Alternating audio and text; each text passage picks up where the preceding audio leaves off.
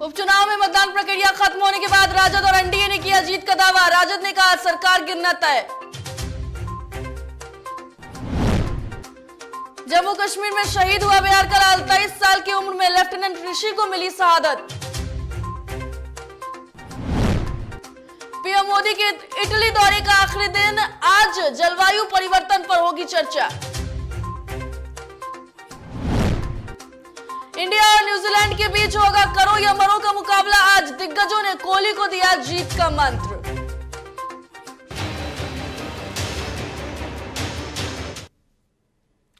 नमस्कार, जीटीवी भारत में आपका स्वागत है। मैं हूं पूजा वर्मा और अब खबरें विस्तार से।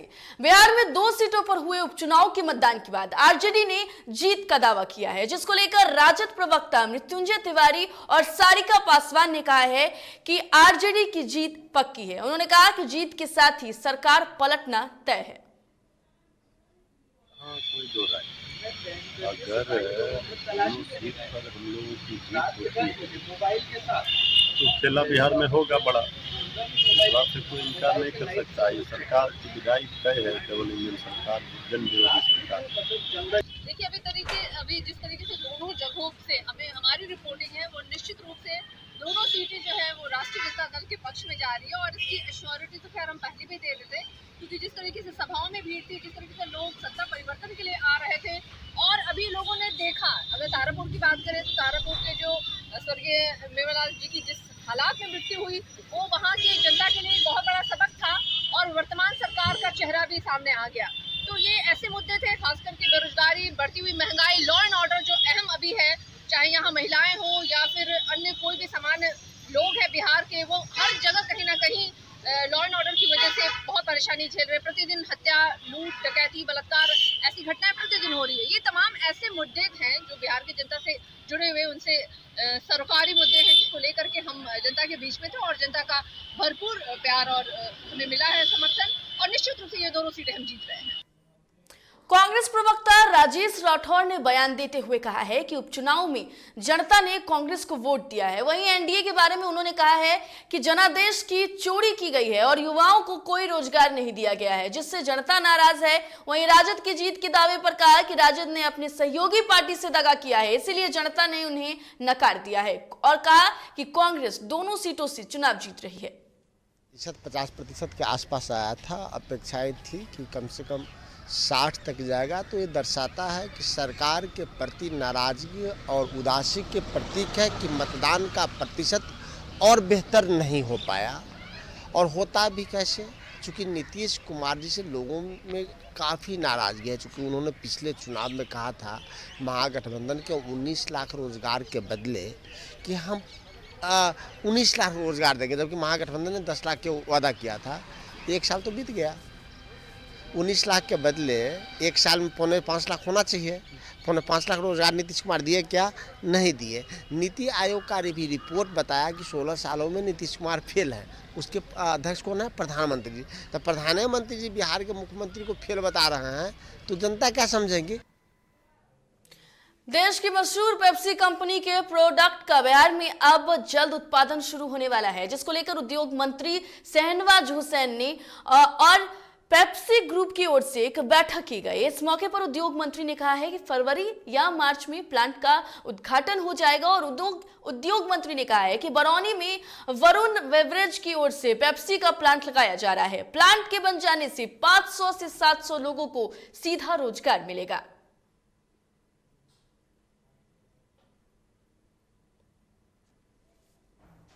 इन्वेस्टर बड़ी तादाद में आने लगे हैं, और जो वरुण बेवरेज लिमिटेड जिन्होंने पहला इन्वेस्टमेंट बिहार में किया मेरे उद्योग मंत्री बनने के बाद, और पहले से ये कोशिश कर रहे थे, नीतीश कुमार जी की सरकार जब बनी तभी से बहुत से इन्वेस्टमेंट के प्रपोज़ल आए। और जो बरौनी में हमारा वरुण बेवरेज पेप्सी का प्लांट बन रहा है, वहाँ करीब 500 से 700 लोगों को डायरेक्ट जॉब मिलने वाला है। शनिवार को फुलवारी शरीफ स्थित ईएसआई अस्पताल का निरीक्षण करने केंद्रीय श्रम राज्य मंत्री रामेश्वर तेली पहुंचे। उन्होंने अस्पताल का निरीक्षण करने के बाद कहा कि सरकार ई श्रम कार्ड के जरिए बेरोजगारी दूर करने के साथ ही मजदूरों को हर संभव अत्याधुनिक सुविधाओं को उपलब्ध करा रही है और इस कार्ड के जरिए युवा बेरोजगार भी लाभ उठा सकते हैं। बता दें कि फुलवारी शरीफ में ईएसआई का अत्याधुनिक संसाधनों से युक्त अस्पताल बनाया जा रहा है और श्रम राज्य मंत्री ने कहा है कि अभी अस्पताल में 50 बेड की सुविधा रहेगी। इस अस्पताल को फरवरी 2022 तक आम जनता की सेवा के लिए समर्पित कर दिया जाएगा।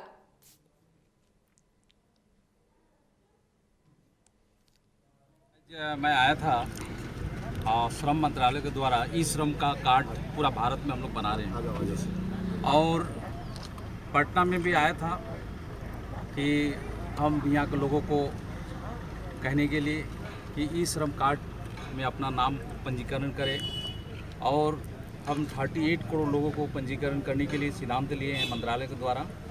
और वो मीटिंग होने के बाद हमारे यहाँ के जो लोकप्रिय सांसद हैं और उन्होंने कहा कि श्रम विभाग के द्वारा फुलवारी शरीफ में ईएसआई की एक हॉस्पिटल के काम चल रही है और आप लोग देखें कि कम से कम 200 करोड़ की प्रोजेक्ट है और खूब सुंदर एक बिल्डिंग बन रही है और इसमें 50 बेड की है और इसे कैसे 100 बेड हॉस्पिटल किया जाए उसका बारे में सोचने के लिए मुझे कहा गया है और मैं इस विभाग का मैं मंत्री हूं और हमारी एमपी साहब भी हमारी जो ईएसआई जो कमेटी है कमेटी के मेंबर हैं और ज़रूर इस प्रस्ताव को हम कमेटी के आगे रखूँगा कि हमें ये 50 बेड जो हॉस्पिटल बन रही है इसको 100 बेड हॉस्पिटल करने की ज़रूरत है क्योंकि यहाँ जो मुझे पता चला जो हमें आईपी चाहिए वो आईपी जितना चाहिए वहाँ है और हम आशा रखते हैं कि हमारी बात सुनेगी हमारे मंत्रालय और हमारी मेंबर की बात सुनेगी और ज़रूर हम लोग आशा करते हैं कि 100 बेड हॉस्पिटल होगी।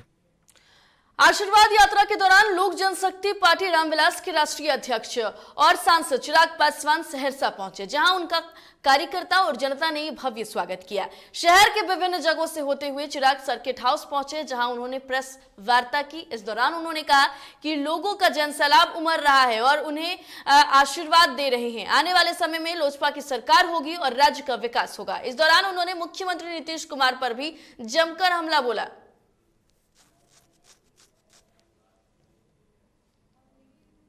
कहने के लिए है तो सिर्फ एक बार जाकर पूछो अपने माँ बाप से 15 साल पहले का बिहार कैसा था, 15 साल पहले का बिहार कैसा था।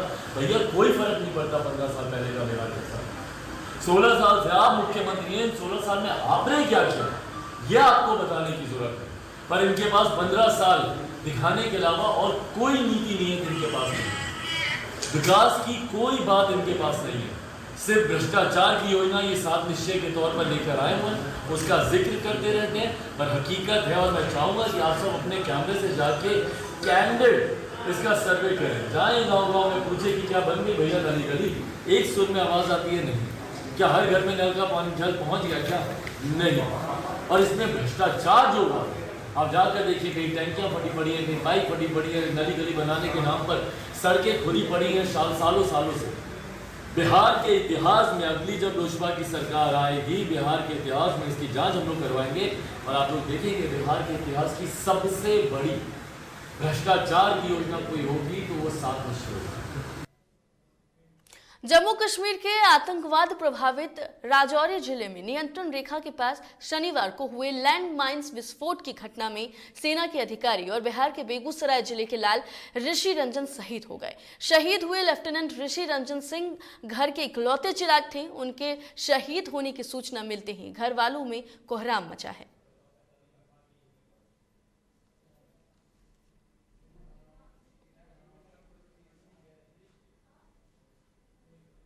पटना में ईओयू ने बड़ी कार्रवाई की है और ईओयू ने जक्कनपुर इंस्पेक्टर कमलेश कुमार शर्मा के कई ठिकानों पर आर्थिक छापेमारी की है।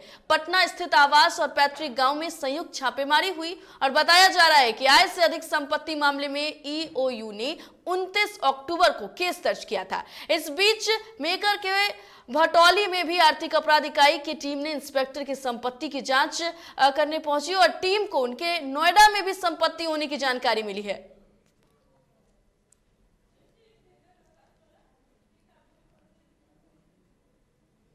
कैमूर जिले में एक तेज रफ्तार स्कॉर्पियो ने एक युवक को रौंद दिया, जिससे युवक गंभीर रूप से घायल हो गया। वहीं घटना के बाद मौके पर पहुंचे समाज सेवी विकास कुमार सिंह उर्फ लल्लू पटेल के द्वारा युवक को सदर अस्पताल भभुआ पहुंचाया गया, जहां युवक की हालत गंभीर होने के कारण चिकित्सकों द्वारा प्राथमिक इलाज के बाद ट्रॉमा सेंटर वाराणसी रेफर कर दिया गया है। और वहीं आपको बता दें कि युवक गोलगप्पा बेचकर अपने परिवार का भरण पोषण करता था और अब दुर्घटना के बाद परिवार पर दुख का पहाड़ टूट पड़ा है।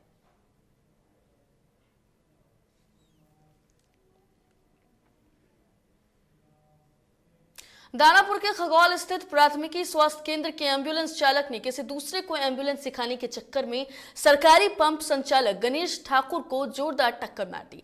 टक्कर लगने से गणेश ठाकुर गंभीर रूप से घायल हो गए। जब इलाज करने के लिए प्राथमिकी स्वास्थ्य केंद्र ले जाया गया तो वहां सारे स्टाफ और नर्स नदारद मिले।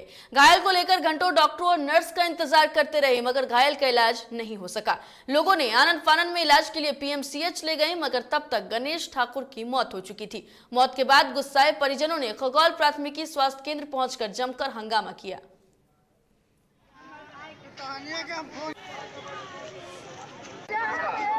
इसका एम्बुलेंस था, वो जैसा कि सरकारी एम्बुलेंस था, उसको चलाने नहीं आता था, छूटा था, ड्यूटी से छूटा था इसको। दरभंगा के यूनिवर्सिटी थाना अंतर्गत हैदराबाद से आजमनगर की ओर जा रही एक ट्रक ड्राइवर ने अपना संतुलन खो दिया और ट्रक सीधा एक घर में जा घुसा, जिससे घर में बने दोनों दुकान पूरी तरीके से क्षतिग्रस्त हो गए। दुकान के अंदर का सामान पूरा क्षतिग्रस्त हो गया है और पीड़ित ने बताया है कि तकरीबन लाखों का नुकसान हुआ है। फिलहाल यूनिवर्सिटी थाना प्रशासन घटनास्थल पर पहुंची है और ट्रक ड्राइवर को अपने हिरासत में लेकर आगे की कार्रवाई में जुट गई है।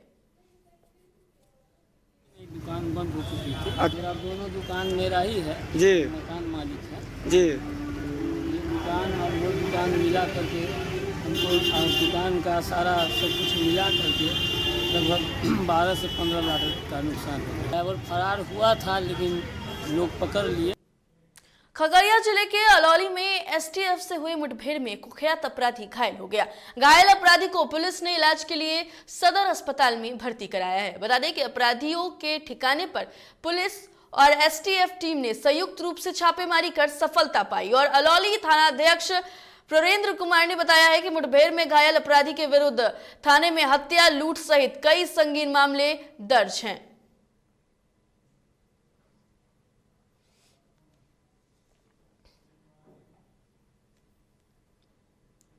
सहरसा में पुलिस ने गुप्त सूचना के आधार पर झारखंड के पलामू से लाए जा रहे भारी मात्रा में कोडेन युक्त कफ सिरप के साथ एक कारोबारी को गिरफ्तार किया है। वहीं सदर एसडीपीओ संतोष कुमार ने बताया है कि गुप्त सूचना के आधार पर पुलिस ने पटुआहा के पास से एक पिकअप वैन से भारी मात्रा में कफ सिरप जब्त किया है, जो शहर में नशे के रूप में प्रयोग में लाने के लिए ला रहे थे और वहीं मौके से 2 लोगों को भी गिरफ्तार किया गया है। गश्ती कर रहे थे, उसी क्रम में इनको एक पिकअप वाहन से पटुआहा स्थित पिकअप वाहन से मिला, जिसमें कि 15,300 पीस फॉरेक्स बरामद है। इसको यहाँ के लोग नशे के लिए इस्तेमाल करते हैं। दूसरा मामला ये है आर्म्स का। ये वर्षा PSI वर्षा कुमारी है, ये लक्ष्मीनिया चौक पे मोटरसाइकिल चेकिंग कर रही थी। इसी क्रम में ये 2 बंदा नीतीश कुमार और रणवीर कुमार। सिवान में एक व्यक्ति को अपराधियों ने गोली मार दी। यह घटना दरौंदा थाना क्षेत्र के कंगाली छपरा गांव का बताया जा रहा है, जहां पर पीडीएस दुकान से किरोसिन तेल लेकर आ रहे एक वृद्ध को अज्ञात अपराधियों ने गोली मार दी है और घटना के बाद पूरे क्षेत्र में दहशत का माहौल दिखा। वहीं ग्रामीणों की सूचना पर थाना अध्यक्ष अजीत कुमार सिंह घटनास्थल पर पहुंचे और घायल का इलाज जारी है।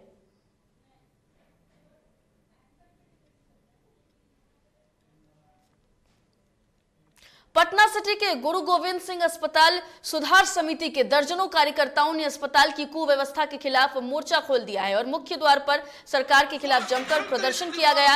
अस्पताल में व्यवस्था को दुरुस्त करने की मांग की गई और उन्होंने बताया है कि 6 महीनों से ओटी सेवा बंद है, जिससे मरीजों को काफी परेशानी हो रही है।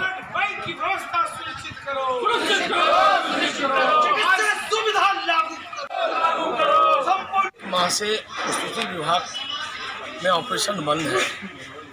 लगभग 6 माह के अंदर मात्र 17 ऑपरेशन हुआ है बड़ी संख्या में महिलाएं जो प्रसव कराने आती हैं वो लौट के जा रही हैं। यहाँ डॉक्टर की कमी है। जो डॉक्टर है एक आयुष की डॉक्टर है जिनका कोई काम नहीं है, सिर्फ जगह भरा हुआ है। 2 डॉक्टर ओपीडी चला रहे हैं। यहाँ ब्लड बैंक की व्यवस्था जो पूर्व में मांग रहा है, ऑक्सीजन प्लांट लग चुका है, 20 बेड का आईसीयू की व्यवस्था भी फाइल में है। सरकार माननीय मंत्री स्वास्थ्य मंत्री यहाँ मंगल पांडे जी आए थे, सारी बातों को हम लोगों ने गंभीरता से रखा था और वहाँ पर फ्लैट पे भी जाके हम लोगों ने अवगत कराया था। मगर ये सारी बातों को सुनकर सरकार इस व्यवस्था को दुरुस्त कराने में असफल है। सीतामढ़ी के बाजपट्टी प्रखंड की बाजितपुर पंचायत के वार्ड नंबर 12 में वार्ड सदस्य के एक पद पर चुनाव परिणाम को लेकर के मामला उलझ गया है, जहां एक प्रत्याशी की जीत की घोषणा कर दी गई और प्रमाण पत्र भी दे दिया गया, मगर उसके बाद जो वाकया सामने आया वह हैरान करने वाला है। निर्वाचित घोषित प्रत्याशी का कहना है कि रिजल्ट उनका नहीं है। जिस चुनाव चिन्ह पर चुनाव लड़ी है, मतदाताओं से वोट की अपील कर रही थी, वह दूसरे का बताया। तो पंचायत चुनाव में नतीजों को लेकर अब पेच फंस गया है। जीत जिसकी हुई उसने साफ तौर पर यह कहा कि ये जो चिन्ह है ये उनका नहीं है और जीत किसी और की हुई है। जीत की घोषणा के बाद से अब कहें तो ये मामला जो है वो पेचीदा होता जा रहा है और पेच फंसता हुआ नजर आ रहा है। ऐसे में अब मांग ये की जा रही है कि इस पूरे मामले में छानबीन की जाए, इस पूरे मामले को एक बार फिर से देखा जाए। तो पंचायत चुनाव में नतीजे को लेकर के पेच फंसता हुआ नजर आ रहा है और ये ताजा मामला सीतामढ़ी से सामने आया है। जीत की घोषणा के बाद जीत से इनकार कर दिया गया है। तो सर आपको बता रहे हैं कि ये पूरा मामला सीतामढ़ी का है। जो जीत की घोषणा के बाद से जीत से इनकार किया गया है और अब इस पूरे मामले को लेकर के पेच फंसता हुआ नजर आ रहा है। चुनाव में खड़ी उतरी थी, इसका चुनाव चिन्ह पीपल का पत्ता था और अगला जो नीलम देवी थी उसका चुनाव चिन्ह घड़ा था। इस परिणाम मिला कि 2 नंबर जो घड़ा का पीपल का पत्ता था वो चुनाव घोषित हुआ और हम लोग जब सर्टिफिकेट लेने गए, सर्टिफिकेट भी वीडियो साहब हम लोग मैंने हमारे पत्नी के साथ में इशू किए, जिसका फिगर मेरे साथ में है और उस सर्टिफिकेट लेकर बाहर आई। उसके बाद हम लोग सर्टिफिकेट देखे जिसमें पति का नाम गलत था और कल सुबह में गए तो लग रहा है कोई व्यक्ति विशेष के कारण, दबाव के कारण उन्होंने इस बात को उलट दिए है कि आपका नहीं दूसरे। और पंचायत चुनाव के नतीजे के बाद पेच जो है वो फंस गया है और इस खबर पर अधिक जानकारी के लिए हमारे साथ फोन लाइन पर संवाददाता सत्यम जुड़ गए हैं सीतामढ़ी से। सत्यम, आपसे जानना चाहेंगे कि आखिर क्या है पूरा मामला? मामला ये है कि सर्टिफिकेट में नाम गलत होने की वजह से वीडियो के हाथ में और सर्टिफिकेट रख लिए उसके बाद अगर सर्टिफिकेट देंगे सर्टिफिकेट है तो चुनाव किस और ने जीता है। सत्यम, धन्यवाद आपका तमाम जानकारी के लिए। तो पंचायत चुनाव के नतीजों को लेकर अब पेच फंस गया है और अब इस मामले को लेकर के बता दें कि अब आगे जांच का विषय बन गया है। सहरसा के अगवानपुर में मॉडर्न भारतीय कृषि महाविद्यालय में 75वें आजादी का अमृत महोत्सव के अवसर पर रवि कार्यशाला का आयोजन किया गया, जिसका उद्घाटन मुख्य अतिथि कोशी प्रमंडल आयुक्त राहुल रंजन महिवाल के द्वारा किया गया और मौके पर उप विकास आयुक्त सहित अन्य अधिकारी भी मौजूद रहे। उद्घाटन के बाद कोशी मंडलीय आयुक्त ने किसानों को अधिक से अधिक कैसे उपज हो इसके बारे में जानकारी दी और उन्होंने बताया कि खेती को लाभकारी बनाने और किसानों को उन्नत कृषि तकनीक और प्रायोगिक सुजता से कैसे जानकारी दी जाए इसके बारे में बताया। एक हमारे विश्वविद्यालय का FM 90.8 FM रेडियो है जिसमें हम किसानों को कृषि संबंधी, पशुपालन संबंधी जानकारी देते हैं। इसको भी वो प्ले स्टोर से डाउनलोड करें क्योंकि अपने घर बैठे उनको हम कृषि से संबंधित सभी सूचना उपलब्ध कराना चाहते हैं और किसान भाइयों का भी सही समय आ गया है और हम किसान भाइयों से अनुरोध करते हैं कि अच्छे प्रभेदों का सही समय पर उपयोग करें ताकि वो अधिक से अधिक रबी में उपज प्राप्त करें। चलिए अब झारखंड की खबरों का रुख कर लेते हैं। रांची में मुख्यमंत्री हेमंत सोरेन की अध्यक्षता में झारखंड मंत्रालय में कोविड-19 के मद्देनजर प्रतिबंधित यानी कि छूट के संदर्भ में बैठक आयोजित की गई, जिसमें कई निर्णय लिए गए हैं। आउटडोर में 500 से अधिक व्यक्तियों का एक स्थान पर एकत्रित होना प्रतिबंधित होगा और इंडोर में 500 से अधिक व्यक्तियों और हॉल के 50% क्षमता दोनों में से जो कम हो उसे व्यक्तियों का एकत्रित होना प्रतिबंधित होगा। 500 से अधिक व्यक्तियों के एकत्रित होने पर संबंधित उपायुक्त और उनके द्वारा नामित पदाधिकारियों की अनुमति अनिवार्य होगी। हर एक विषयों पर गंभीरता से विचार करती है। इसमें राज्य की जनता का भी सहयोग नितांत आवश्यक है। यदि भारत सरकार कोई भी राज्य हित में कुछ भी अच्छा करना चाहती है तो हमारा झारखंड के रास्ते उसके लिए सहयोगी के रूप में काम करेंगे। हम वैमनस्यता के हिसाब से कोई भी कदम नहीं उठाएंगे और हम तो स्वागत कर रहे हैं, खुलना चाहिए, बहुत अच्छी बात है। प्रधानमंत्री नरेंद्र मोदी की इटली दौरे का आज आखिरी दिन है। दिन में G20 सम्मेलन की दूसरे दिन की बैठक में शामिल होने के बाद पीएम मोदी रात में ग्लासगो के लिए रवाना हो जाएंगे और आज COP26 की बैठक में जलवायु परिवर्तन पर चर्चा होगी। G20 के इतर पीएम मोदी आज जर्मनी के चांसलर के अलावा कुछ और नेताओं से भी मुलाकात करेंगे।